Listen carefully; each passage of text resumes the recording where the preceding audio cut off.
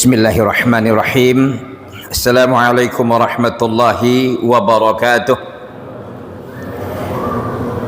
Alhamdulillahi ala ihsanih wa syukru lahu ala taufiqihi wa amtinanih.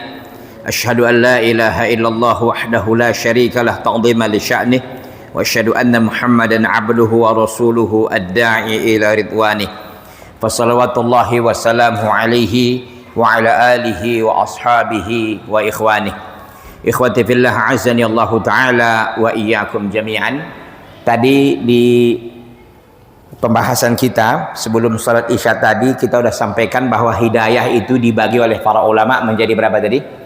4 ya. Yang pertama tadi hidayah apa Pak? Umum. Semua orang dapat hidayah ya, semua makhluk dapat hidayah. Mulai dari makhluk Allah yang di langit sampai yang di bumi, dalam lautan, di dalam tanah, semua dapat hidayah. Cacing itu dapat hidayah dia Pak, sehingga dia di bawah, sehingga hidupnya itu di bawah tanah yang ada airnya gitu, yang ada mengandung air, yang basah, yang lembab. Dia nggak mau hidup di kekeringan. Dia tahu di mana dia harus hidup dan bagaimana dia harus hidup dan bagaimana dia cari makan. Itu semua hidayah yang Allah SWT berikan kepada makhluknya. Sebagaimana kita bacakan ayatnya, Sabbihisma rabbikal a'la alladzi khalaqa fasawwa walladzi qaddara fahada. Kemudian yang kedua tadi hidayatul bayan wal irsyad, hidayah petunjuk dan bimbingan. Ini dimiliki oleh para nabi, para rasul, para dai, para asatidzah. Ya, terutama Nabi kita Muhammad SAW. Allah SWT katakan dalam surah Asy-Syura ayat yang ke-52, wa innaka latahdi ila siratim mustaqim. Sungguhnya engkau Muhammad menunjuki kepada jalan yang lurus. Nah, yang ketiga sekarang ikhwati fillah, kita gaskan aja karena waktu kita sudah mulai sempit. Yang ketiga adalah hidayatut taufiq wal ma'unah. Hidayatut taufiq dan ma'unah. Hidayah restu dan ma'unah pertolongan. Taufik itu artinya restu Pak. Taufik restu. Hidayatut taufiq wal ma'unah. Hidayah restu dan apa namanya ini pertolongan. Ma'unah itu bantuan, pertolongan. Maka kan ada surah Al-Ma'un. Ada yang mengatakan itu ma'un itu adalah barang-barang ya, barang-barang yang bisa dipinjamkan, seperti centongan, piring dan lain sebagainya. Ya, tapi secara umum ma'unah kita maksudkan di sini adalah bantuan dan pertolongan. Hidayatut taufiq wal ma'unah, hidayah bantuan, hidayatut taufiq restu dan bantuan, dan itu hanya dimiliki oleh Allah. Enggak ada orang yang memiliki Pak. Walaupun Rasulullah sallallahu alaihi wasallam enggak bisa mengintervensi itu gitu. Enggak ada, itu hak mutlak Allah Azza wa Jalla. Maka kata Allah Azza wa Jalla dalam surah Al-Qasas ayat 56, wa innaka latahdi man ahbabta walakinallaha yahdi may yasha. Sungguhnya engkau ya Muhammad tidak bisa memberi petunjuk siapa yang kau kehendaki, tapi Allah memberi petunjuk siapa yang Allah kehendaki. Jadi kata para ulama, ayat ini adalah menjadi sebab turunnya ketika meninggalnya Abu Thalib. Meninggalnya Abu Thalib paman beliau yang meninggal di atas agama nenek moyangnya, di atas agama Abdul Muthalib orang tuanya. Maka Nabi berusaha ya supaya beliau diampuni oleh Allah. Beliau beristighfar segala macam, kata Allah nggak bisa. Dan kita tidak boleh berdoa kepada orang kafir Pak. Berdoa kepada orang kafir nggak boleh kalau doanya doa rahmah dan maghfirah, ampunan dan rahmat. Tapi kalau doa hidayah boleh nggak? Boleh. Begitu ya. Kalau dia sudah meninggal tentu udah nggak ada lagi hidayah doa hidayah udah nggak bisa karena dia sudah meninggal. Orang meninggal atas kekafiran 100% dia neraka jahanam kalau dia meninggal atas kekafirannya Pak. Demikian. Kalau dia meninggal atas kekafirannya maka nggak ada pilihannya kecuali dia masuk neraka jahanam. Dan itu hanya dimiliki oleh Allah. Tadi hidayah apa? Taufik dan ma'unah. Itu hanya dimiliki oleh siapa? Oleh Allah Subhanahu wa taala. Jadi apa hubungannya Ustaz antara hidayatul dalalah wal bayan dengan hidayatul taufik? Hubungannya adalah kalau hidayatul taufik itu datangnya dari Allah.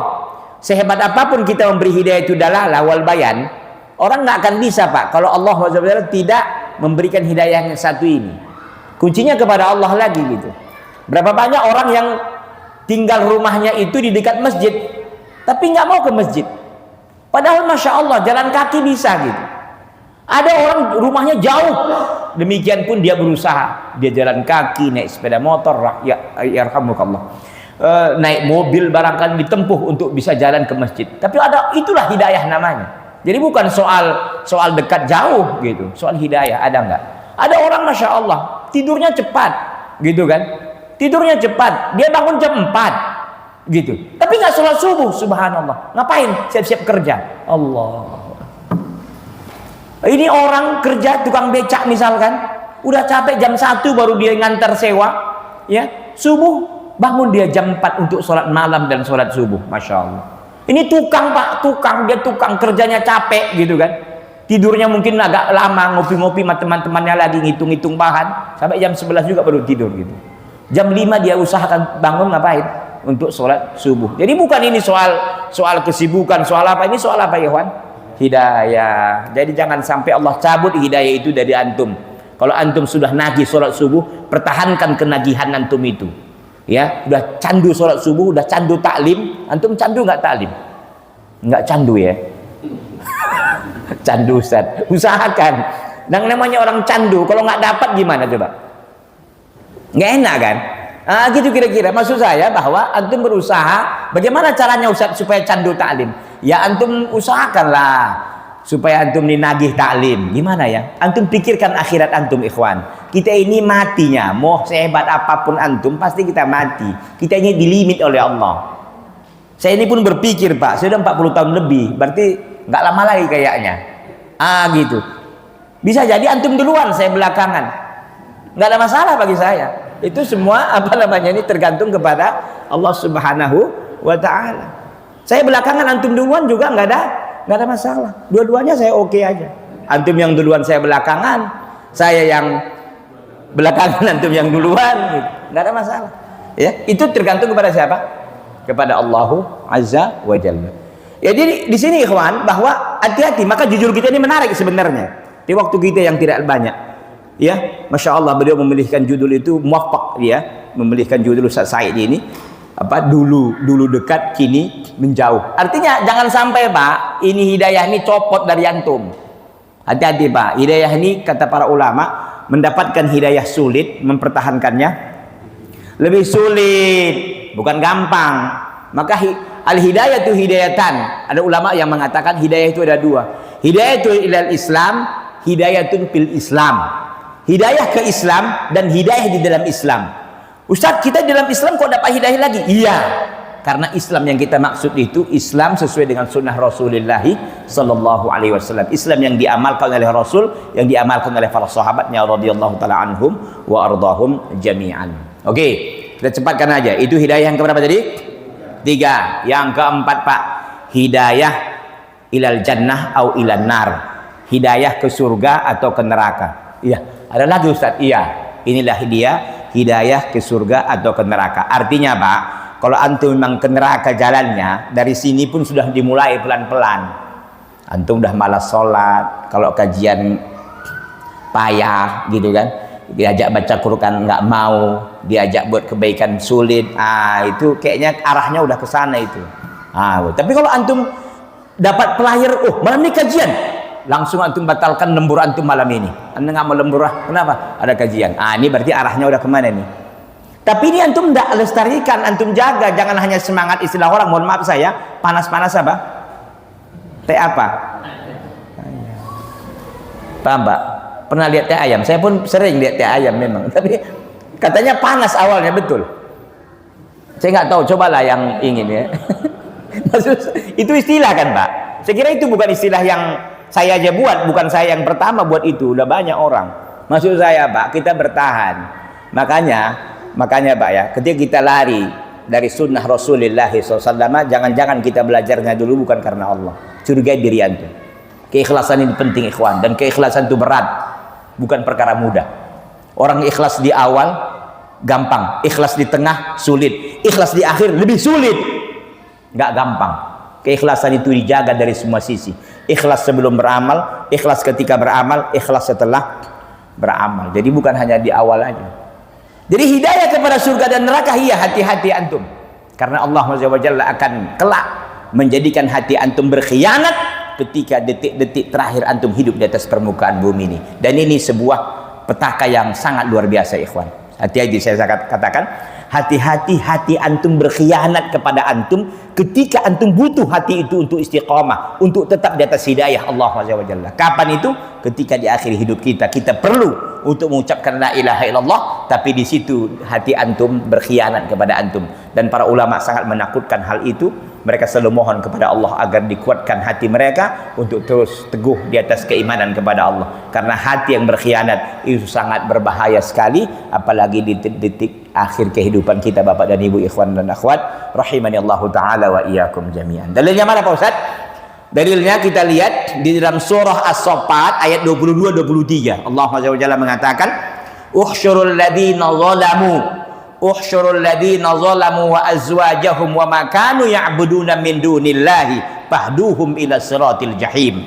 Nanti antum cek dalam surah As-Saffat ayat 22 23. Allah Azza wa Jalla katakan, "Uhsyurul ladzina zalamu wa azwajahum." Kumpulkanlah orang-orang yang zalim dan teman-teman mereka. Ya, uhsyurul ladzina zalamu wa azwajahum. Ya, kumpulkanlah orang-orang zalim dan teman-teman mereka. Allahu akbar, teman-teman mereka. Iya, nggak cukup di situ. Wa makanu ya'buduna min dunillah, dan kumpulkanlah orang-orang yang mereka sembah, zat-zat yang mereka sembah dari selain Allah. Ada yang menyembah batu, ada yang menyembah matahari, ada yang menyembah malaikat, ada yang menyembah Nabi Isa. Itu kumpulin semua. Makanya Pak, kata para ulama, bulan dan matahari itu kelak dimasukkan oleh Allah ke dalam neraka agar dilihat oleh penyembahnya.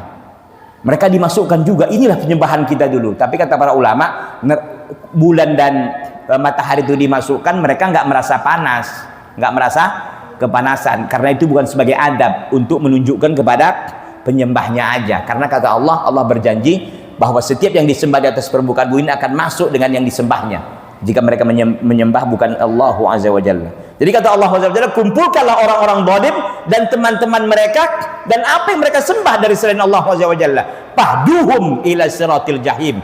Tunjukilah mereka kepada jalan jahim, jalan neraka jahanam. Allahu akbar. Ini dia Pak. Kata ulama, inilah maksud ayat itu, hidayah kepada neraka jahanam. Na'udzubillahi min dzalik. Kita berusaha untuk selalu istiqamah Pak, dan untuk selalu mendapatkan hidayah Allah Azza wa Jalla, diwafatkan di atas iman dan Islam. Hati-hati Pak, apalagi usia kita semakin tua. Seharusnya antum semakin tua dekat dengan masjid, semakin tua rajin ngaji, semakin tua tidak egois, semakin tua sering mengalahnya. Kalau perkara dunia orang antum dicurangi orang, udahlah, nggak apa-apalah, biarlah. Gitu. Kalau perkara akhirat antum, masya Allah, luar biasa semangatnya. Kita udah banyak mengalahnya perkara dunia, udahlah, biarkan aja lah. Gitu, banyak mengalahnya Pak. Demikian. Kenapa kita tahu akhirat ini luar biasa? Dan kita tahu bahwa kalau kita berbuat baik, istiqomah terus, insyaallah taala Allah Azza wa Jalla akan berikan kita hidayah di detik-detik akhir hidup kita. Kita segera ditujukan kepada surga Allah Azza wa Jalla, bukan kepada neraka jahanam. Itu dalam surah Saffat ayat 22-23. Nah, di dalam surah Muhammad ayat 2 sampai 4 itu terkait dengan orang-orang yang beriman. Kalau tadi kan terkait dengan orang-orang zalim. Kalau ini orang-orang yang beriman, Bapak dan Ibu, ikhwan dan akhwat. Kata Allah Azza wa Jalla, "Walladzina qutilu fi sabilillahi falayudilla a'malahum wa sayahdihim wa yuslihu balahum wa yudkhiluhumul jannata 'arrafa lahum." Kata Allah Azza wa Jalla, dan orang-orang yang dibunuh, qutilu fi sabilillah, yang mereka dibunuh di jalan Allah Azza wa Jalla. Apa yang terjadi? Falayudilla a'malahum, Allah tidak akan menyanyiakan amalan mereka.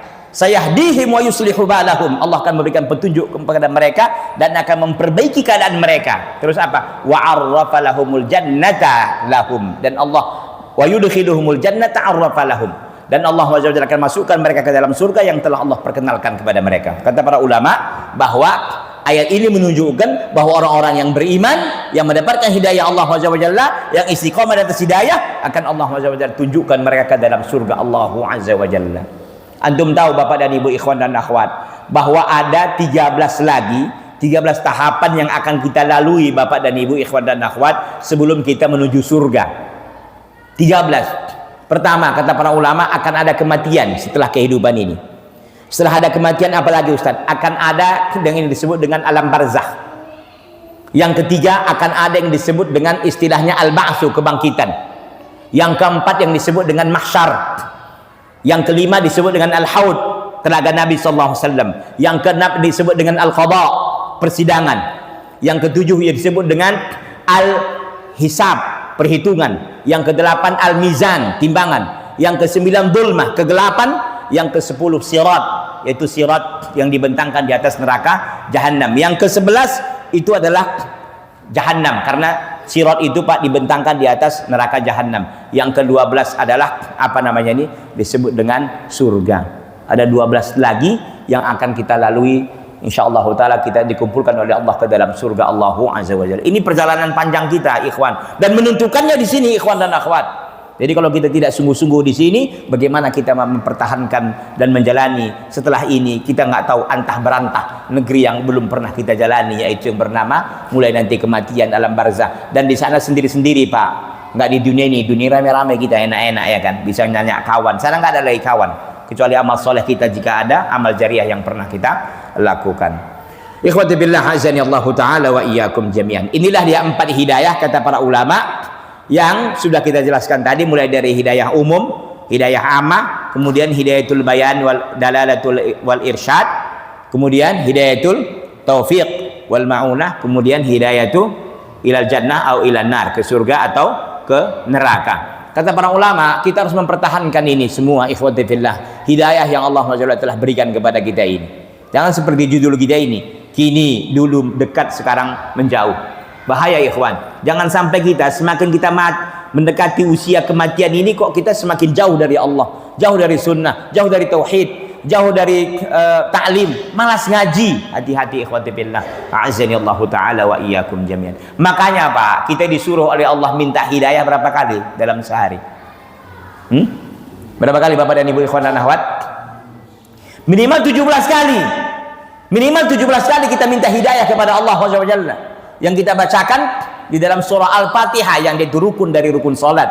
Yang tidak sah salat seorang tanpa membaca surah Al-Fatihah kepada orang sendiri dan imam. Kalau makmum ada khilafnya terkait dengan salat jahriyah. Yang saya ingin saya sampaikan bahwa Allah SWT menyuruh kita untuk minta hidayah 17 kali dalam sehari semalam minimal, belum lagi salat-salat sunnah yang lain. Allah SWT mengatakan ihdinas siratal mustaqim, tunjukilah kami ya Allah jalan yang lurus. Kenapa? Pertanyaan sederhananya Bapak dan Ibu ikhwan dan akhwat, kenapa kita minta domirnya jamak kata para ulama? Kenapa kalau kita minta itu kan jamak? Jamak itu artinya bentuk dalam plural, banyak. Tunjukilah kami. Padahal kalau kita sholat sendiri kan nggak pakai ihdini, tetap aja kita ihdina kan. Kalau ihdini itu kan sendiri, ya Allah tunjukilah aku ke jalan yang lurus. Tapi yang tetap aja kalau kita sholat sendiri tetap ihdina kan. Kenapa? Jawabannya ada 3, nanti lama kali kalau kita diskusi ya. Jawabannya ada 3. Yang pertama kata para ulama Pak begini, kenapa kita pakai ihdina, tunjukilah, pakai domir nahnu di situ. Nahnu itu kami, tunjukilah kami ya Allah ke jalan yang lurus. Kata para ulama sebagiannya mengatakan begini, karena semua anggota tubuh kita ini butuh hidayah. Tangan butuh hidayah, mata butuh hidayah, telinga butuh hidayah, urat-urat butuh hidayah, kulit butuh hidayah, darah butuh hidayah. Maka kita mengucapkan ihdina. Tapi pendapat itu dinilai lemah oleh para ulama. Itu satu pendapat. Pendapat yang kedua mengatakan kenapa kita menggunakan ihdina, untuk mencocoki jumlah sebelumnya. Maksudnya kalimat sebelumnya. Sebelumnya kita membaca iyyaka na'budu wa iyyaka nasta'in. Itu kan domirnya jamak. Kepadamu ya Allah kami menyembah, hanya kepadamu ya Allah kami meminta pertolongan. Jadi untuk menyocoki jumlah itu, maka didatangkanlah dengan kata ihdina. Dan ini dinilai kuat oleh pendapat para ulama untuk mencocoki jumlah. Yang ketiga, jawaban para ulama kenapa kita domirnya itu pakai ihdina, sebagai bentuk adab kepada Allah, ta'adduban ma'allah, sebagai bentuk adab. Ketika kita jadi mengatakan hanya kepadamu ya Allah kami beribadah, hanya kepadamu kami menyembah, maka layaklah secara adab kita mengatakan tunjukilah kami ya Allah jalan yang lurus. Ini sebagai adab. Jadi jawabannya berapa tadi? 3. Pertama tadi apa? Karena semua anggota tubuh kita butuh hidayah. Tapi pendapat itu dinilai apa? Lemah oleh pendapat para ulama. Yang kedua, jawaban jumlah. Jumlah itu dalam bahasa Arab artinya kalimat. Kalimat yang sempurna sebelumnya apa? Iyyaka na'budu wa iyyaka nasta'in. Jadi layaklah kita buat ihdina. Gitu. Yang ketiga jawabannya adab kepada Allah. Kita begini Pak, kalau antum mengatakan begini ke hadapan raja, raja saya ingin makan, saya ingin minta duit, kayaknya nggak sopan. Tapi kalau kami raja butuh uang, bukan karena intonasi saya rendahkan, bukan. Kami raja butuh pekerjaan, kayaknya lebih apa? Lebih terhormat kan.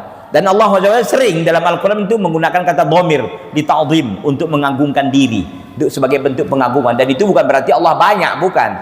Itu biasa, orang Arab begitu dia kalau untuk mentakzimkan. Kami yang bekerja, padahal dia sendiri yang kerja gitu.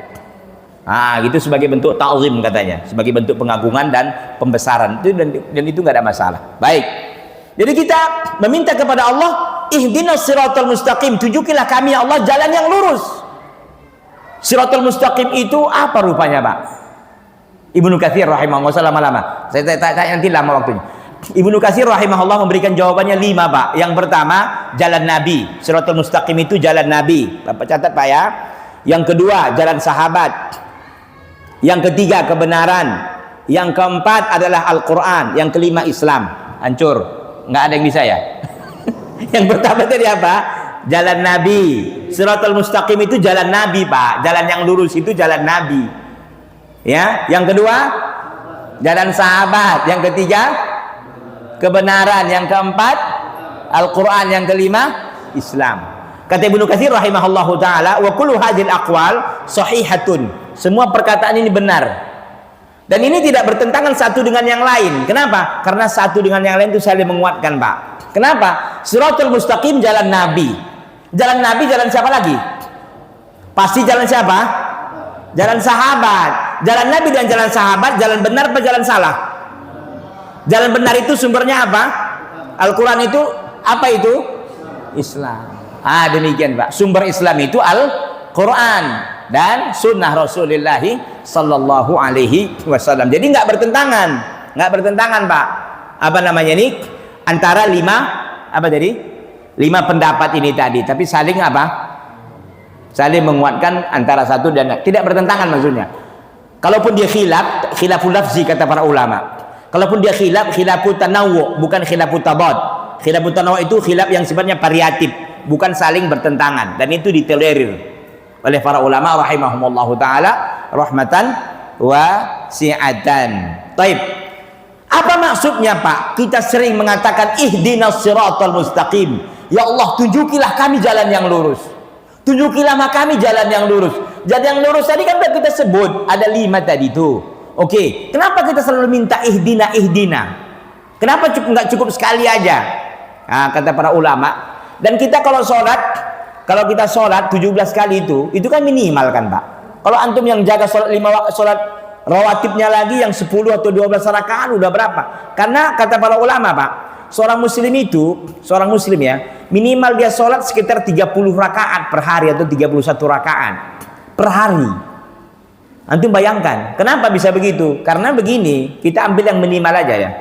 Fardu 17 tambah 10 dia yang rawatibnya, yang dia muakkadnya. Berapa? 27 kan, Mbak? 27. Kalau antum misalkan ambil sholat malamnya 3 rakaat aja, 3 rakaat sholat malamnya, yaitu witirnya 1, tahajudnya 2 misalkan, udah berapa? 30 misalkan demikian, bahkan 32 atau 33. Bapak ambil duhanya 2 rakaat misalkan, demikian. Masya Allah Pak, itu minimal per hari antum demikian, per hari 32, 31 rakaat setiap hari. Masya Allah. Kalau bisa pun antum 40 rakaat, sholat malamnya dibanyakin, kemudian sholat rawatibnya dibanyakin, belum lagi nanti sholat sholat duhanya, demikian ikhwati fillah, belum lagi sholat sunnah qobliyahnya, maksud saya sholat sunnah wudunya dan sholat sunnah tahiyatul masjidnya misalkan demikian. Nah, apa maksudnya kita selalu minta kepada ihdinas siratal mustaqim? Kata para ulama 3 Pak. Kenapa kita selalu minta ihdinas siratal mustaqim? Kenapa kita minta itu berulang-ulang? Karena memang punya 3 alasan. Yang pertama maknanya, kenapa kita selalu minta? Karena kita menginginkan maknanya itu, ihdina itu, maksudnya adalah kata para ulama, sabit dullana alaihi. Ya Allah, dullana alaihi. Tunjukilah kami jalan yang lurus itu. Itu maksud ihdina itu. Maksud ihdina itu dullana alaihi wa arifna bihi. Tunjukilah kami ke situ dan kenalkanlah kami dengan jalan mustaqim tadi. Jalan mustaqim yang 5 tadi itu. Ya Pak ya. Itu satu maknanya. Yang kedua, kenapa kita minta ihdina? Maksudnya kata para ulama adalah kita ingin urzuqnal amala bihi. Ya Allah, tunjukilah kami beramal dengan siratal mustaqim tadi. Yaitu mengikuti nabi, mengikuti sahabat, mengikuti kebenaran, mengikuti Al-Quran, mengikuti Islam. Mengikutinya harus beramal Pak. Konsekuensi mengikuti ya beramal. Nggak bisa beramal cuma ngomong-ngomong, nggak ada amalannya, nggak bisa. Demikian Pak. Jadi ihdina di sini maksudnya dulana, tunjuki kami ya Allah, berikan kami rezeki untuk mengikutinya. Yang terakhir, sabitna alaihi, ya Allah kokohkan kami di atas hidayah itu, di atas siratal mustaqim itu. Makanya sangat sayang ikhwan kalau ada yang istilahnya dia sudah capek-capek membela sunnah, pada akhirnya dia keluar dari sunnah. Na'udzubillahi min dzalik. Maka tidak istilah orang Pak, lebih baik antum mantan preman daripada apa? Mantan ustad. Itu mantan ustad, kan gak enak kali itu mantan ustad. Tapi kalau mantan itu, ini nih mantan preman, mantan apa ini, mantan narkoba, mantan apa, lebih enak ya kan. Dulu, sekarang kan jadi orang soleh. Bukankah dulu sebagian sahabat orang kafir? Dulu Abu Bakar kafir apa muslim Pak? Kafir. Umar kafir nggak? Kafir. Khalid bin Walid kafir nggak? Mantan orang kafir. Tapi apa yang terjadi setelah mereka memeluk Islam?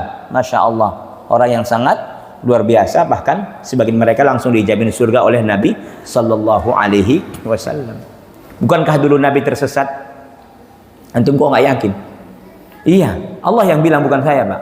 Wa wajadaka dhalam fahada. Dulu Allah mendapatimu wahai Muhammad dalam keadaan sesat, lalu Allah beri petunjuk.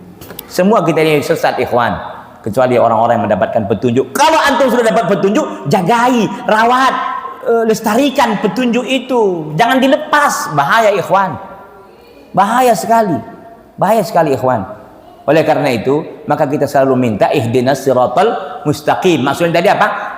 Yang pertama, tunjuki kami, kemudian rezekikan kami untuk mengamalkannya. Yang keempat, yang ketiga, teguhkan kami di atas siratal mustaqim. Siratal mustaqim tadi berapa kita bilang?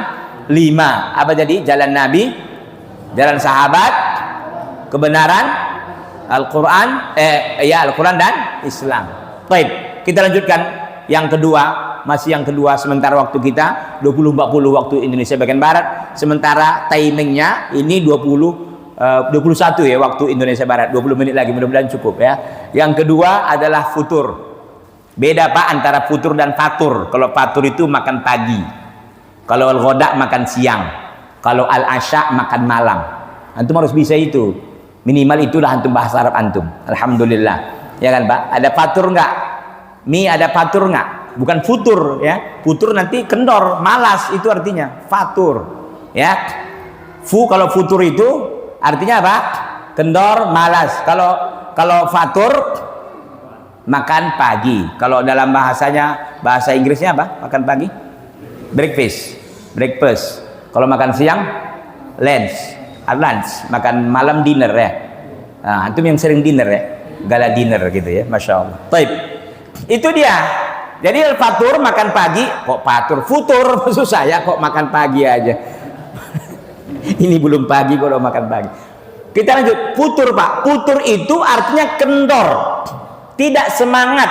Kalau kita lihat tinjauan bahasanya, al futur wahwal inkisar wa ba'fu, pecah dan lemah. Itu futur namanya dalam bahasa Arab. Dalam riwayat Imam Ahmad, Rasulullah SAW bersabda, likulli amalin syarratun wa likulli syarratin fatratun faman kanat fatratuhu ila sunnati faqad hada wa man faqad aflaha wa man kana ila ghairi dzalika faqad halaka. Kata Nabi SAW, likulli amalin syarrah, setiap amalan itu ada masa-masa semangatnya. Kalau antum misalkan beramal apa nih, sholat berjamaah, antum masya Allah di pekan ini antum dapat di diri antum semangat. Begitu adzan antum langsung siap-siap. Sebelum adzan pun bahkan kadang-kadang antum udah di masjid. Berarti ini lagi semangatnya nih. Tapi ingat kata Nabi, walikulli syarratin fatratun. Setiap masa semangat itu akan ada masa futurnya, masa kendornya, masa tidak semangatnya. Ya. Kata Nabi SAW, selanjutnya apa kata Nabi? Pamangkanat patrotuhu, siapa yang puturnya itu ke sunnahku, faqad ihtada au aflaha, maka dia telah mendapat petunjuk. Wa man kanat ila ghairi dzalik, siapa yang puturnya bukan ke sunnahku, maka dia telah celaka.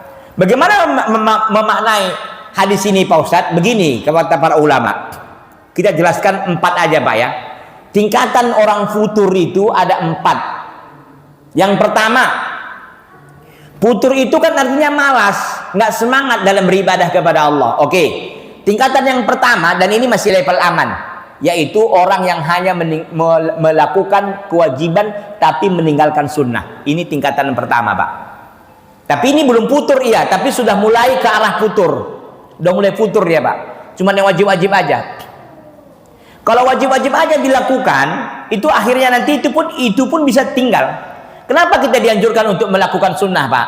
Karena kalau kita sunnah kita lakukan, kewajiban itu pasti terjaga. Orang sunnah aja dilakukan, gitu Pak. Tapi kalau wajib-wajibnya aja untuk melakukan, Bapak dan Ibu ikhwan dan akhwat, lama-lama wajib ini gimana? Satu-satu mulai tinggal kan?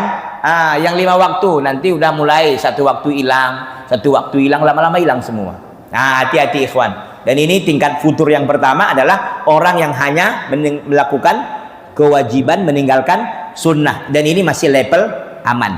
Ini level aman. Oke. Dia nggak mau sunnah, puasa sunnah nggak ada, sholat sunnah nggak ada, sedekah sunnah nggak ada, ya, sholat malam apalagi, baca Quran nggak ada, gitu. Kecuali dia baca Quran hanya sholat aja, waktu sholat itu baca surah Al-Ikhlas, Al-Falaq dan An-Nas, itu aja bolak-balik gitu kan. Oke, nggak ada masalah, masih level aman. Oke. Level yang kedua, tidak melakukan kewajiban. Tidak melakukan kewajiban. Dan ini level awas level 4. Awas level 4. Kewajibannya nggak mau dia nggak sholat, ya, dia nggak mau ibadah, nggak mau ngaji, ya, nggak mau ke masjid. Ini Pak, ini level berapa? Level futur yang kedua, dan ini sudah mulai tinggi nih Pak. Dan ini levelnya apa tadi? Awas level 4. Awas level 1 ada, level 2 ada. Ini grade-nya ditinggikan level 4. Ini stadium 4 nih gawat dan. Yang ketiga, futur itu Pak tingkatannya adalah mereka yang tidak melakukan kewajiban dan semangat maksiat. Kalau maksiat semangat 45. Tapi kalau mau lakukan kewajiban, suruh ngaji nggak mau, suruh taklim malas, ya. Kalau suruh lembur nomor 1, lembur Pak, ya. Kalau dia lembur nomor 1. Ini bukan hanya itu, bukan maksiat. Diajak judi, oke. Minum tua, bagus, jago. Main gitar, mantap. Apa gitaris, apa gitu Pak? Yang gendang-gendang itu apa? Drum band, apa? Drum ya, drum. Ada gitaris, ada vokalis, drummer. Kalau keyboard itu apa? Keyboard. Pemain keyboard apa nama orangnya? Keyboardis apa? Wallahu a'lam. Maksud saya, kalau maksiat semangat, ayo nyambung ayam. Ayo. Semangat kali kalau untuk maksiat, Pak. Kalau untuk maksiat semangatnya naudzubillah. Dan ini Pak, ini disebut dengan level apa tadi? Kalau yang tadi apa tadi? Level awas level 4. Kalau ini adalah gawat darurat. Udah gawat darurat nih Pak. Udah IGD nih, instalasi gawat darurat.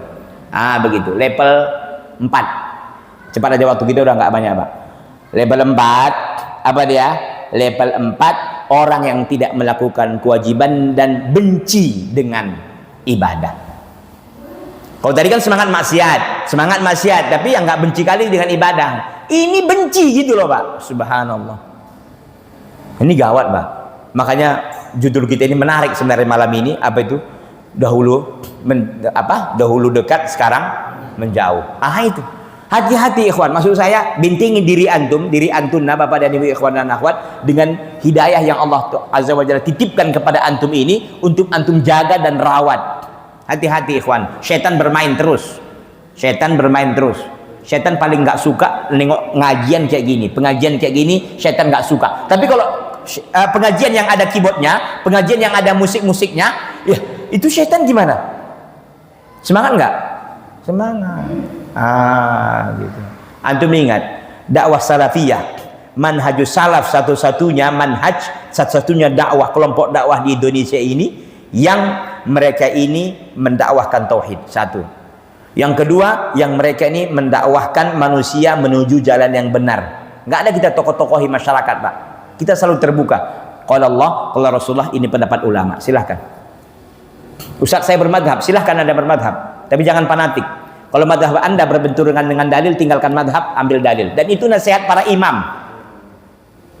Nasihat para ulama. Antum baca apa perkataan Imam Syafi'i, apa perkataan Imam Malik, apa perkataan Imam Abu Hanifah, apa perkataan Imam Ahmad. Idza shahal hadisu fahuwa madhabi. Kalau sah hadis itu madhabku, kata beliau. Semuanya bilang begitu. Luar biasa mereka ini. Mereka tidak mengajarkan umatnya, pengikutnya untuk fanatik, tapi mereka mengajarkan umatnya untuk merdeka mengikuti dalil yang terambil dari Al-Quran dan Sunnah ala fahmi salafil ummah. Siapapun boleh berdalil, silahkan, asalkan benar deh, Pak. Demikian ikhwati fillah, a'azzani Allah taala wa iyyakum jami'an. Udah berapa? Yang keempat tadi udah kita sebut apanya? Namanya? Enggak ya? Hancur berkeping-keping, itu namanya. Hancur berkeping-keping. Itu dia. Yang pertama tadi level aman, yang kedua level apa tadi? Awas, level 4. Yang kedua, yang ketiga tadi gawat darurat. Yang keempat, kalau sekedar hancur aja dia, Pak, nggak ada masalah. Ada dinamo, saya pernah lihat, dan dinamo start itu. Dinamo kan ada 3 dalam mobil itu ya. Ada dinamo starter, ada dinamo cas, ada dinamo itu untuk hujan, itu apa itu namanya? Wiper. Gitu. Dinamo casnya itu hancurnya berkeping-keping itu. Itulah saya namakan tadi itu. Apa namanya ini? Hancur berkeping-keping. Bukannya dia melakukan kewajiban, justru ngapain? Benci, nggak suka. Lihat orang jenggotan, datanglah dia yang kayak gitu. Gitu. Lihat orang cingkrangan, yang kayak gini yang datang. Batok belang, waduh, belang lagi batoknya gitu, kepala maksudnya. Maka ada istilah orang kan, jenggot panjang, batok belang, celana cingkrang. Itu dia, Ustadz KUPJ. Saya dulu waktu S2 S3 disebut Ustadz KUPJ, kumpulan Ustadz panjang jenggot. Waduh, bukan koperasi usaha pinggir jalan, enggak. Kalau itu kan dapat duit ya kan, koperasi usaha pinggir jalan. Walaupun KUPJ sekarang kena pecah orang itu kan, Pak. Pecah, ada KUPJ Mandiri, ada TOR, ada apa lagi? KUPJ Perjuangan ada juga. Subhanallah. Iya. Terakhir Pak ya, waktu kita udah nggak banyak. Udah berapa ini? 50 ya? 21.50 waktu Indonesia bagian apa nih? Bagian barat ya. Baik, kita lanjutkan ikhwati fillah. Ada lagi sih sebenarnya, tapi udahlah. Ini cukup saya kira untuk hal itu.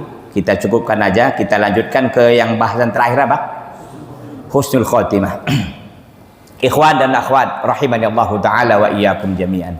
Ustaz, yang namanya husnul khotimah itu apakah kita harus meninggal dunia dalam keadaan salat, dalam keadaan puasa, harus baca Quran?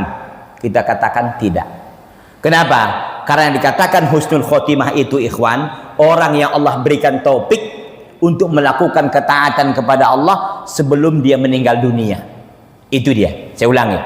Yang dikatakan husnul khotimah itu orang yang Allah berikan taufik kepada dirinya untuk melakukan amal soleh dan meninggalkan maksiat sebelum dia meninggal dunia.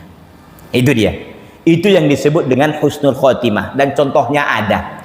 Siapa contohnya? Siapa lagi kalau bukan Nabi kita Muhammad sallallahu alaihi wasallam. Ibu-ibu sekalian, saya mau tanya. Baginda Rasul SAW, Nabi kita Muhammad sallallahu alaihi wasallam meninggal di mana, Bu? Waktu sholat, waktu puasa, atau di mana beliau meninggal? Di pangkuan siapa? Aisyah radhiyallahu taala anha wa ardhaha. Bukan sedang sholat beliau. Siapa yang terbaik dari Rasulullah? Adakah manusia yang terbaik selain dari Rasulullah SAW? Manusia yang paling terbaik yang pernah ada di atas permukaan bumi ini, Pak, siapa? Saya mau tanya, ada yang terbaik dari Rasulullah? Nggak ada. Rasulullah SAW adalah manusia yang terbaik, yang tidak ada manusia yang terbaik dari beliau SAW lagi. Kemudian manusia yang terbaik setelah itu siapa? Para sahabat, para tabi'in, para sahabat. Kita lihat, ada yang meninggal dalam keadaan tidak beribadah, banyak. Di antaranya siapa? Di antaranya Khalid bin Walid. Beliau meninggal di mana, Pak? Dia sempat tidur. Para beliau siapa ini? Panglima perang yang Masya Allah, beliau katakan di perang Mu'tah 9 pedangnya putus. Bayangkan, di perang Mu'tah. Dan beliau menarik kisahnya, Pak, saya sampaikan sedikit. waktu beliau memimpin perang Mu'tah itulah, ya, waktu apa nih Pak? Oh, hadiah, Masya Allah. Oh, untuk pertanyaan, dan ada hadiahnya juga ya, Masya Allah. Ini hadiahnya Al-Quranul Karim, apa nih, Rasm Usmani, Masya Allah. Syarikat Usman Taha, Masya Allah. Taib, ini ada hadiah Pak, 1, 2, 3, 4, 5, Masya Allah. Kita beri hadiah nanti. Pokoknya nanti pertanyaannya nggak keluar dari yang kita sampaikan lah. Saya memang ada gini Pak, kajian saya ada di Mabas namanya, Masjid Abdullah bin Huzafa As-Sahmi.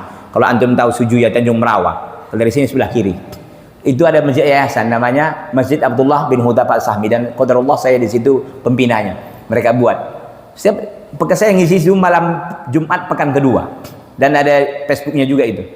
Itu hadiahnya sekarang. Saya nggak tahu dari jamaah itu, memang jamaah di situ saya kira bukannya hebat-hebat kali, tapi alhamdulillah mereka semangat. Saya ingin menyampaikan aja. Hadiahnya Pak, itu nanti ada 10 botol madu, walaupun botol madunya nggak besar-besar. 1. Yang kedua nanti ada siwak 1 kotak. Yang ketiga beras 3 karung yang 5 kilo. Ini bukan saya bohong, nggak ada. Fotonya pun ada kalau antum mau. Yang kelima ada minyak kita 1 kotak. 12 itu Pak. Dan menariknya lagi, kan itu kajian lanjut pada Isya. Udah saya ingatkan, Pak jangan pulang, kita banyak hadiah, semakin malam makin banyak hadiah, ya saya bilang. Pulang juga orang itu. Yang dapat siapa? Yang dapat ya ibu-ibu lah. Saya tanya, Bu, siapa yang nggak ngelawan suami hari ini? Saya Ustaz, saya, semua saya. Udah dapat hadiah, gitu-gitu. Karena orang nggak ada lagi. Di sini kan alhamdulillah nih, banyak kan? Hadiahnya dikit, orangnya banyak, gitu. Kalau di sana tadi antum bayangkan, botol madu berapa tadi? 10, beras 3 karung, minyak kita 1 kotak itu 1 apa? Tuh kotak itu 12 ya, 12 masih 12 iya. Kemudian siwaknya 1 apa?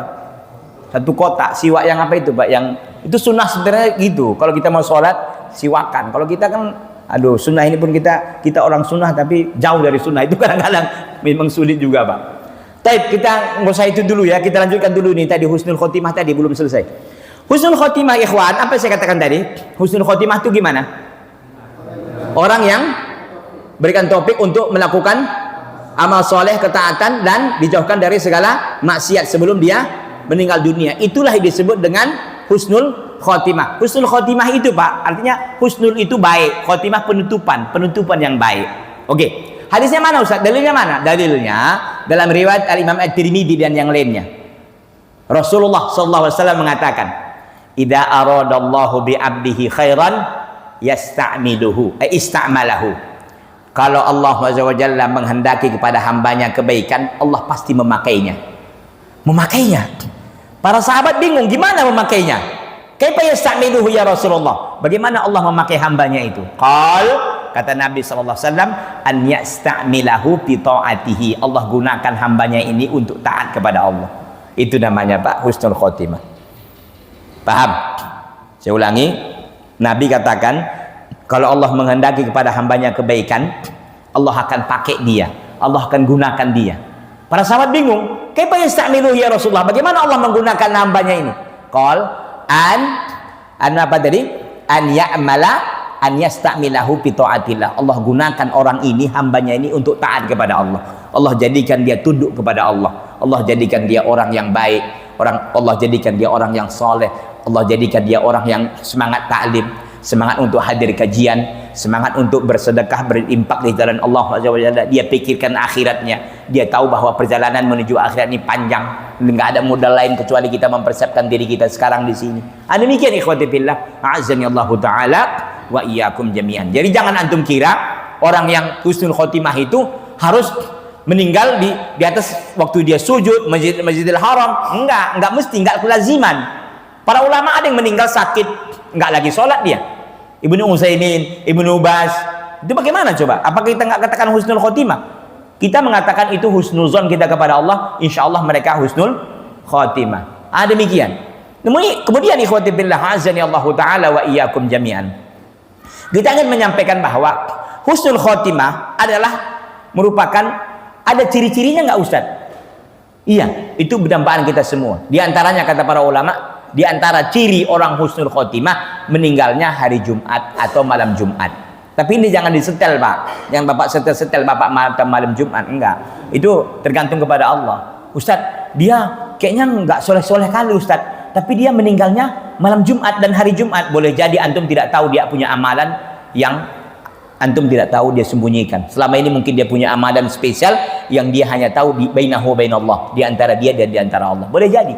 Maka dia meninggalnya dalam keadaan salah satu ciri dia udah dapatkan, yaitu apa? Malam Jumat atau hari Jumat. Kenapa? Karena memang kalau malam Jumat dan hari Jumat itu aman dari fitnah kubur. Fitnah kubur itu pertanyaan malaikat di alam kubur. Karena pertanyaan malaikat itu berat Pak untuk jawabnya. Sekarang jawabannya gampang di dunia ini. Man rabbuka? Rabbi Allah. Man nabiyuka? Nabi Muhammad. Madinuka? Dinil Islam. Gampang. Di sini gampang, di sana payah Pak. Begitu. Oke? Kemudian apalagi cirinya Ustaz? Cirinya kata para ulama adalah dia meninggal dan dia berkeringat. Dia banyak nih di keningnya. Jangan antum taruh air ya, supaya keringat nanti nampak orang. Bukan. Itu memang karena memang katanya Pak, sakratul maut itu payah Pak. Ibaratkan katanya ada kambing, antum mengeluarkan kulitnya itu dengan berduri, masukkan duri dan dikeluarkan kulitnya dengan duri itu katanya. Dimasukkan duri lalu diputar, dikeluarkan. Begitulah sakitnya meninggal dunia itu. Dan itu berat Pak. Dan antum ketika meninggal dunia kita Bapak dan Ibu ikhwan dan akhwat, dibuka tabir gaib itu dibuka karena kita nanti akan melihat malaikat maut dan rombongan yang datang membawa kain kapan dari surga. Kalau kita ahlu surga insyaallah. Dan mereka datang dengan rombongannya dan dia duduk sejauh mata memandang. Tapi kita nggak bisa lagi ngomong, nggak bisa ngasih tahu, itu ada malaikat, enggak. Allah udah jatah kita ngomong. Jatah ngomong kan dijatah oleh Allah. Jatah ngelihat dijatah oleh Allah. Semua dijatah. Gitu. Kita nggak bisa ngomong lagi. Demikian. Itu dibuka tabirnya. Tabir gaib itu dia mulai dibuka. Kita melihat malaikat. Baik. Kemudian yang berikutnya, yang terakhir, waktu kita sudah, saya nggak tahu, ya 59 waktu ini Barat. Ini hadiah lagi. Yang terakhir, ciri orang yang meninggal itu adalah sebagaimana kata Nabi, orang yang meninggal dalam keadaan syahid, dan itu salah satu husnul khotimah. Di antaranya meninggal karena sakit perut, meninggal karena tenggelam, meninggal karena tertimpa bangunan, meninggal karena dia membela hartanya, membela keluarganya. Artinya dia ada orang preman datang ataupun maling datang, lalu dia ingin mengambil hartanya atau mengganggu keluarganya, lalu dia bela, lalu dia terbunuh. Itu salah satu juga husnul khotimah. Itu salah satunya Pak. Bukan jaminan juga orang yang meninggal malam Jumat enggak husnul khotimah, enggak diadab, bisa jadi karena dia punya dosa-dosa lain, bisa jadi. Dan ini enggak sebuah kemastian Pak. Karena kita nggak bisa mengatakan orang itu masuk surga atau neraka kecuali ada dalil yang mengatakan. Tapi kita dalil umum bisa. Orang muslim meninggalnya ke surga, orang kafir meninggalnya ke neraka. Umum. Tapi pulan gimana Ustaz? Butuh dalil. Karena kita tidak boleh mengatakan pulan di surga kecuali ada dalilnya. Kalau ada dalilnya boleh nggak? Boleh. Abu Bakar di surga, ada dalilnya. Umar di surga, ada dalilnya. Ali di surga, ada dalilnya. Utsman di surga, ada dalilnya. Bilal di surga, ada dalilnya. Demikian ikhwati fillah azani Allah taala wa iyyakum jami'an. Ini 21.00 waktu ini sebagian barat. Kita akan mengajukan beberapa pertanyaan, saya kira 5. Kita mulai dari akhwat dulu ya. Akhwat di belakang, pertanyaan pertama. Apa maksud dari Siratul Mustaqim? Ada 5 tadi. Jangan tengok buku. Bisa enggak ya? Akhwat di belakang, ibu-ibu maksudnya. Silakan Ibu. Jangan tengok buku Bu kalau bisa. Nabi, sahabat, jalan Nabi, jalan sahabat, terus Ibu punya catatan enggak? Nabi, sahabat, terus 3 lagi Bu. Nabi, sahabat. Ibu nengok buku aja lah biar cepat aja. Terus Nabi, terus ya Bu. Masya Allah, satu mushaf. Ini tafsir ya? Tafsir apa mushaf? Ada terjemahannya juga? Ayo Masya Allah, tafadhol. Silakan. Satu Ibu ya. Untuk bapak-bapak lah. Bapak-bapak biasanya semangat. Tadi saya sampaikan hidayah terbagi 4 Pak. Siapa yang bisa? Nengok buku. Open book. Kalau tadi kan close book. Silakan. Ada Pak? Nengok buku pun nggak apa-apa. Antum, ini semangat ngaji. Silakan. Ini bukan soal dekat-dekat nulis-nulis Pak. Ini hidayah. Beliau dapat hidayah. Silakan. Menunjuk tangan tadi antum kan? Bukan. Oh, benari mata. Oh. Afwan. Silakan Pak. Ini Abu Imam, masya Allah. Apa Pak? Hidayah umum. Ya, bimbingan dan petunjuk. Nggak apa-apa nengok buku, nggak apa-apa. Hidayah taufik dan maunah. Terakhir.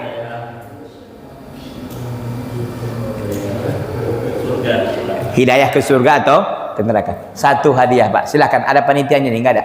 Silakan. Dek, ini ada Ibu Nuka? Masya Allah. Barakallahu fiik. Silakan. Masya Allah. Jazakallah khairan ya Pak Imam. Taib. Lanjut. Bapak di belakang. Kenapa Pak di belakang pintu? Oh, nggak tahan kena AC.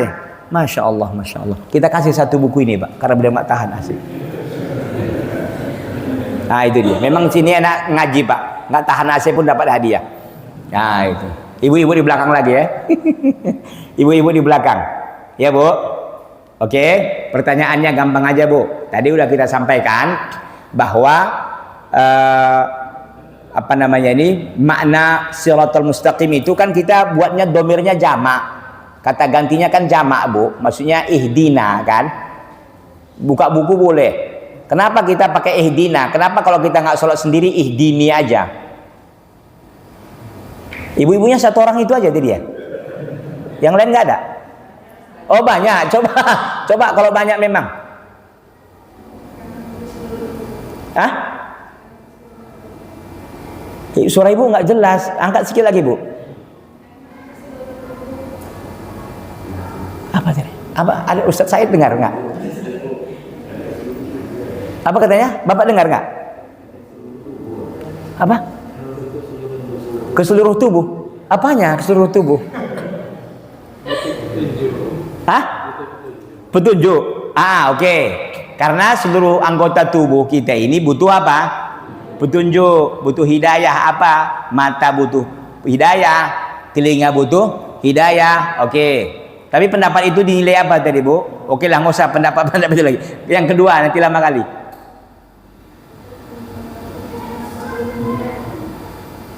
Apa Bu? Apa katanya? Oh, jumlah sebelumnya. Ini enggak antum karang-karang kan? Ya, jumlah sebelumnya itu maksudnya kalimat, yaitu iyyaka na'budu wa iyyaka nasta'in. Jadi cocok ihdina. Oke, yang ketiga, terakhir. Ta'adduban ma'allah, masya Allah.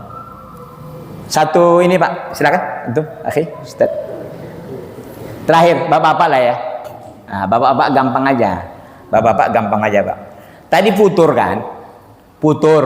Saya katakan ada 4 level orang putur tadi. Silakan. Yang udah dapat hadiah nggak boleh. Yang belum. Ya Pak ya. Silakan antum. Masya Allah, antum cocok dapat hadiah ini emang. Silakan. Satu. Antum baca buku nggak apa-apa. Bismillah.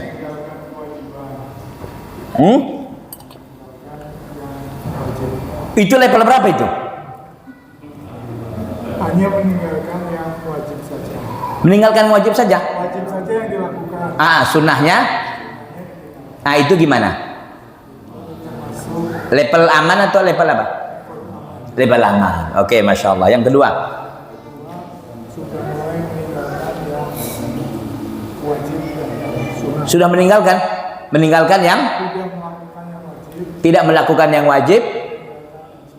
Meninggalkan yang sunnah. Yang tadi kan masih wajib dikerjakan, sunnahnya ditinggalkan. Kalau yang ini kewajibannya udah ditinggalkan, sunnahnya apalagi kan gitu kira-kira.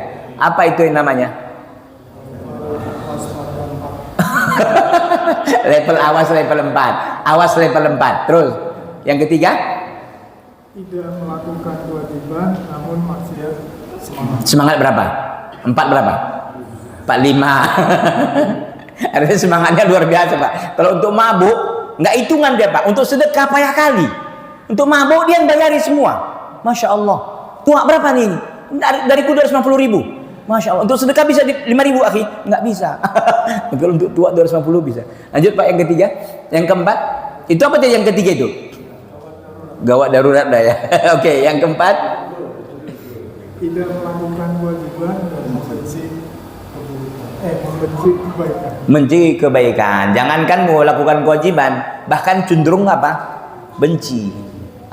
Itu apa tadi? Hancur. Barakallahu fiik, Pak. Jazakallahu khairan. Insyaallah. Baik, saya kira itu Bapak dan Ibu ikhwan dan akhwat. Ada pertanyaan? Enggak ada kan, Pak? Oh, ada, silakan. Assalamualaikum Pak. Waalaikumsalam warahmatullahi wabarakatuh. Saya pernah mendengar dari Ustaz Sunnah Iya. membaca Yasin di malam hari dapat rahmat sampai pagi. Iya, sampai pagi. Bagaimana kita memahami sedangkan mohon maaf mirip Yasin tidak. Bid'ah, ya. Bagaimana kita memahaminya? Oke. Ada ustadz yang belum dengar dari ustadz sunnah. Ustaz Muhammad, Dr. Muhammad. Bukan sunnah. Ustadznya ustadz sunnah, bukan? Iya. Oke, begini. Setahu saya, wallahu alam.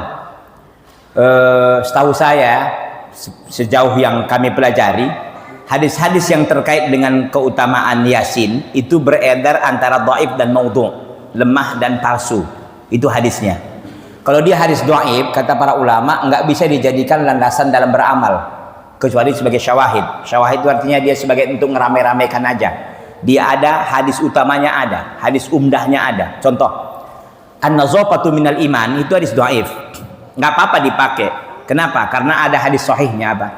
At-tuhuru syatrul iman dalam sahih Muslim. Enggak ada masalah. Kenapa? Karena an-nazafah ini untuk ngeramai-ramaikan aja. Kenapa? Umdahnya ada dia. Umdahnya sahih. Tapi kalau Yasin, sepengetahuan kami wallahu alam, ya, itu adalah hadisnya berkedar kata para ulama antara dhaif dan maudhu'. Maudhu' itu palsu. Ingat Pak ya, bukan berarti kita katakan Al-Qur'an itu Yasin itu kan bagian dari Al-Qur'an, bukan nggak ada pahalanya. Setiap kita baca ayat minimal 10 kebaikan dari satu huruf. Tapi mengkhususkan padilah utama lain, keutamaan lebih dari itu yang butuh dalil. Contoh keutamaan lain apa contohnya? Al-Ikhlas. Bukankah antum membaca surah Al-Ikhlas dapat pahala dari satu huruf itu 10 kebaikan? Iya. Bukankah Al-Ikhlas itu dibaca sepertiga Al-Quran pahalanya? Iya. Nggak masalah. Kenapa kita berani mengatakan sepertiga Al-Quran itu sekali baca Al-Ikhlas itu menyamai sepertiga Al-Quran pahalanya? Karena Nabi yang bilang, artinya ada keutamaan tambahan kepada surah Al-Ikhlas ini, dan itu didukung oleh dalil, itu boleh. Yang nggak boleh itu memberikan keutamaan tertentu kepada satu surat tanpa dengan dalil, tanpa dukungan dalil yang sahih, itu nggak boleh. Tapi bukankah Al-Quran itu semuanya ada pahala keutamaannya? Iya, keutamaan umum semua ada. Tapi nggak semua Al-Quran itu ada keutamaan khususnya. Hanya beberapa surat. Contoh yang ada keutamaan yang khususnya Al-Baqarah, Ali Imran itu ada. Bahkan kata Nabi, Iqra'ul Baqarah fa inna syaitana tafiru minal baiti alladzi tuqra'u surahul Baqarah. Baca Al-Baqarah, Al-Baqarah lari. Syaitan lari dari rumah yang dibacakan surah Al-Baqarah. Begitu juga dengan Ali Imran dan Al-Baqarah. Bacalah dia karena nanti akan datang di akhirat seperti dua burung yang menaungi pembacanya, dan seterusnya dan seterusnya. Seperti surah Al-Muluk juga punya keutamaan. Apalagi surah Al-Kahfi punya keutamaan. Maksud saya yang seperti itu keutamaan khusus dia, bukan keutamaan umum. Semua umum dapat, tapi khusus ini butuh dalil. Oke, jadi terkait yang tadi, sepengetahuan kami itu beredar antara dhaif dan maudhu'. Yang kedua, bagaimana kita memahaminya? Memahaminya gampang. Kalau hadis itu dhaif, bahkan maudhu', nggak bisa jadikan landasan. Jadi tetap kalau yang mengatakan membaca surah Yasin itu bid'ah, dalam pengertian bukan membaca Quran itu Pak ya. Yang dikritisi itu pengkhususan itu. Pengkhususan membaca surah Yasin di malam Jumat, dan itu disebut dengan bid'atun idhofiyah. Bid'ah yang disandarkan kepada waktu. Jadi bukan dia bid'ah mahdhah. Karena baca Yasin itu pada hakikatnya ada. Yang nggak ada itu apanya? Mengkhususkan itu. Maulid Nabi itu apa? Itu bid'atun mahdhah. Kenapa? Karena memang nggak ada. Baca Yasin kan memang ada. Yang disalahkan itu apanya? Tata caranya, pengkhususan waktunya. Nah, demikian, Pak. Kalau kita baca Yasin sendiri di rumah, misalnya mandi, apakah kita bisa? Kalau Bapak khususkan aja itu aja Bapak baca, maka jadi bid'ah. Tiap malam Jumat Yasin aja. Tapi kalau malam Jumat ini Yasin, setelah Yasin surah Yasin apa Pak? Saya nggak tahu urutannya apa setelah Yasin. Saya nggak tahu. Pokoknya Bapak acak misalnya, Bapak zigzag.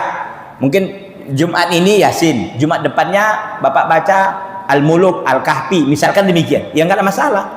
Bergilir terus, nggak ada masalah. Pengkhususan satu surat yang tidak ada dalilnya itu yang dipertanyakan. Wallahu a'lam. Kayaknya udah asam lambung semua ini Pak ya. Baik, saya kira itu dulu. Ibu-ibu di belakang mohon maaf nggak bisa menjawab pertanyaan. Mudah-mudahan kita bisa bertemu di lain waktu. Semoga Allah SWT berikan kita hidayah dan kita berjuang di atas hidayah ini Bapak dan Ibu, ikhwan dan akhwat. Dan apa yang kita dapatkan nikmat Allah hari ini, pertahankan, perjuangkan sampai mati, sampai tetes darah terakhir. Itu dia. Cuman itu yang kita bawa kematian sana. Kalau antum meninggal dunia, itu semua dibuka orang, jam tangan dibuka, mohon maaf ya, celana dalam dibuka, lobi dibuka, nggak ada yang kita bawa dari perkara duniawi, kecuali amal soleh yang pernah kita lakukan di atas permukaan bumi ini. Sekali itu mohon maaf atas segala kekurangan. Hadza wa sallallahu wasallam wa baraka ala nabiyina Muhammad wa ala alihi wa sahbihi wasallama. Subhanaka Allahumma wa bihamdika asyhadu an la ilaha illa anta astaghfiruka wa atubu ilaika. Wassalamualaikum warahmatullahi wabarakatuh.